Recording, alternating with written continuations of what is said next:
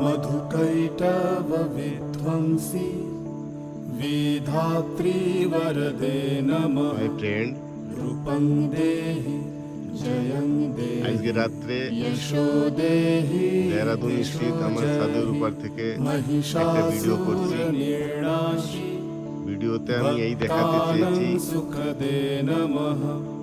रूपं দেহরাদুনের देहि থেকে जयं देहि 35 यशो কিলোমিটার দূর देहि दिशो जहि।